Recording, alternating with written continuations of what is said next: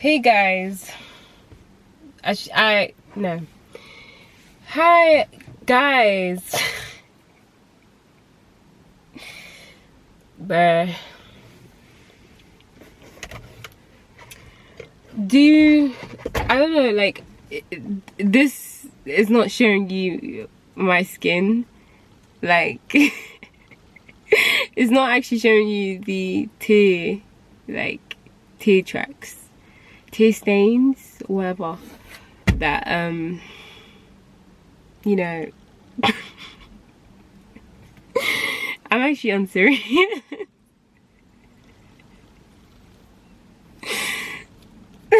But yeah, so guys, I hope you're doing great.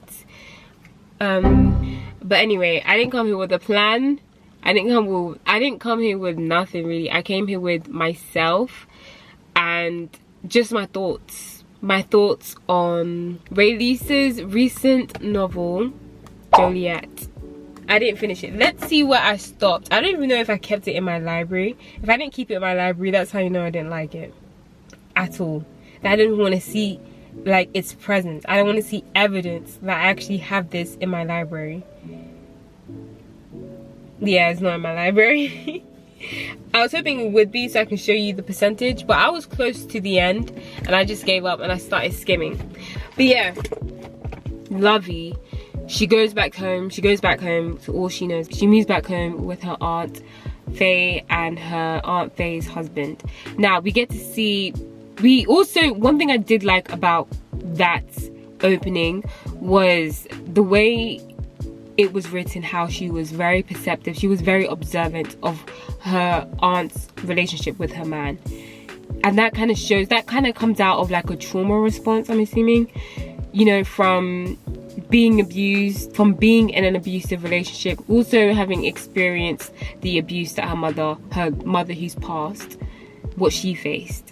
So, you know, abuse is very rampant within this family, within Lovey's life, you know. So the way Rae wrote her character, observing the interactions, you know, from the body language, from the rising of the voice between her aunt and her aunt's husband, I just thought that was very well done. I thought it was very sensitive to the way abuse survivors, the way they might be after, you know. Yeah, so I did like that. I did like moments like that within the text. What I didn't really like was how they infantilized her character, and there was no other person who did this than Rich. Like, Rich infantilized her. I just didn't really appreciate the way, for some reason, he was able to perceive that she came from an abusive relationship, but her aunt wasn't able to do that, which I'm not saying I don't find unbelievable, but like, I kind of find it like, kind of, you know, I do find it to some extent, the fact that Rich was able to see that she was going through it from just one or the second time they interacted together. Like, he was able to see it from her body language. The way it was justified for him, his character doing that, was the fact that Rich has a sister who is an abuse survivor. Like, she was in an abusive relationship. That was justified. I just kind of was a bit like ticked off about that. I was kind of like, this is a bit corny, but okay. One thing, like I said, is just like, obviously he was able to perceive that from her, that she was once in an abusive relationship, and from then on the infantilization started. The infantilization commenced, you know, from the way he was calling her my baby, from the way he picked her up in that one scene, I said scene like this is a film, but that one altercation between Rich and some guy who was trying to fight him.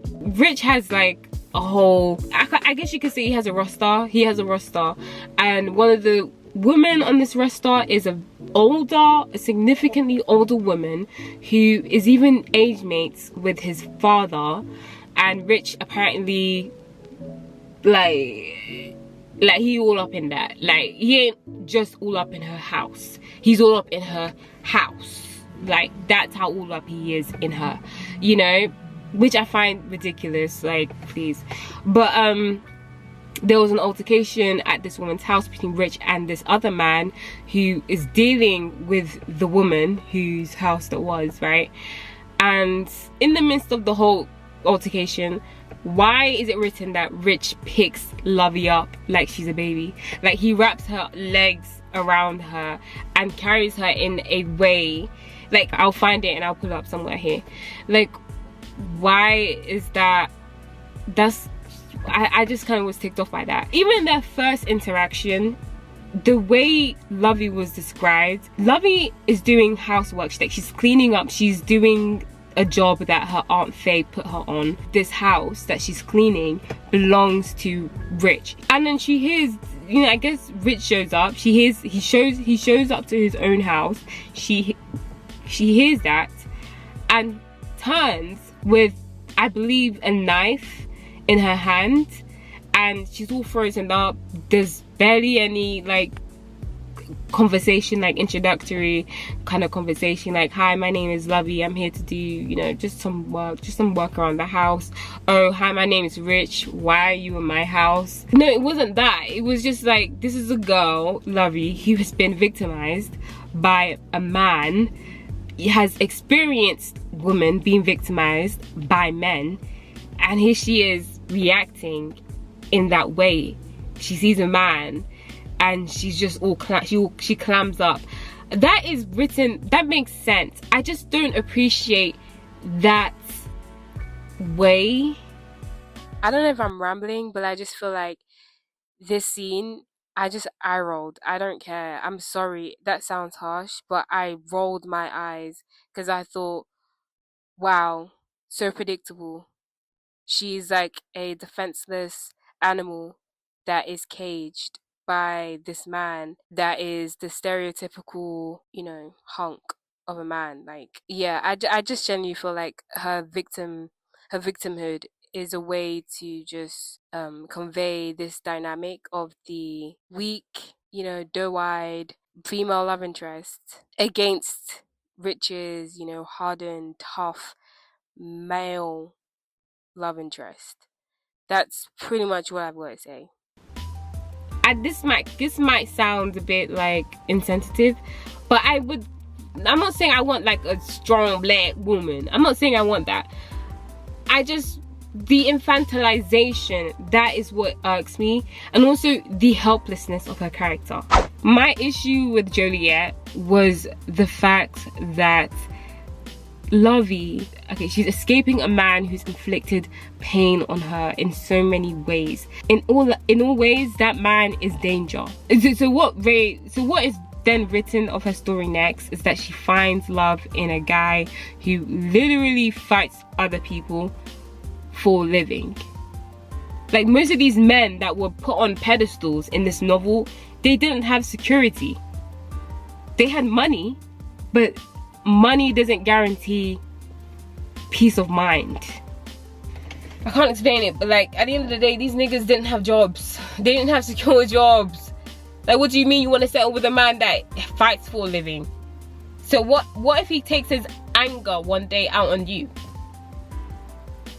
We are talking about a woman who's been abused. Why is her story being centered around her relationship with a new man that just gets her like that?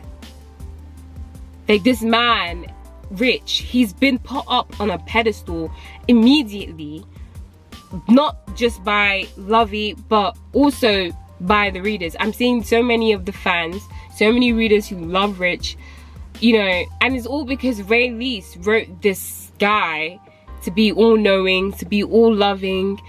To some extent, I wouldn't say like God, right? I wouldn't take it that far.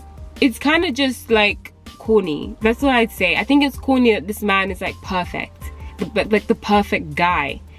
Well, she shouldn't be looking for that. She should be finding herself. The whole point of her story is that she should find herself. She went back home to find herself. I feel like we didn't get time to see that. What we got time to see was her finding another man. That is what she found. She found herself in another relationship. And sometimes that happens in life. A woman who's been abused, who's experienced abuse, witnessed it, she can open herself up eventually to a new relationship. It happens. But I just feel like what is important to see, what would be important to read, right, as a woman, right, is just self-love. It's to discover yourself, you know. That is what I would have appreciated, but I didn't feel like that was prioritized in this book. What was prioritized was, I guess you could say, this relationship between Rich and Lovey. And I guess, you know, it's a blessing that she came across Rich, who showed her that unconditional, just passionate love, that it's all about her from day one. Like, that's the love he showed her, which is great. I just don't like that this love that she experienced, Lovey, that she eventually found, was in someone else. Like, I would have liked it if it was in herself, if she rediscovered herself, but she didn't. We didn't see much of that, and that was a problem that I had with this book.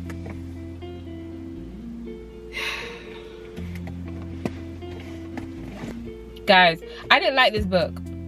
I would give this book, I honestly would give it, like, I don't even, guys, I would give this book like 4 out of 5. I even think that's being nice. I wouldn't even give it that, bro. I didn't finish it. The fact that I didn't finish this book, I wouldn't give it, I can't even, like, okay, I would literally give it 3.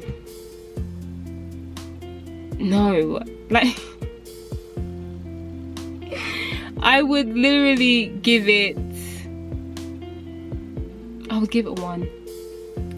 I'm sorry, and I don't want to be this mean. I just didn't like it. It was very disappointing. Yeah, I might change my mind, might end up giving it 3 again, who knows. But it's definitely, it's not getting anything more than a 3. Yeah.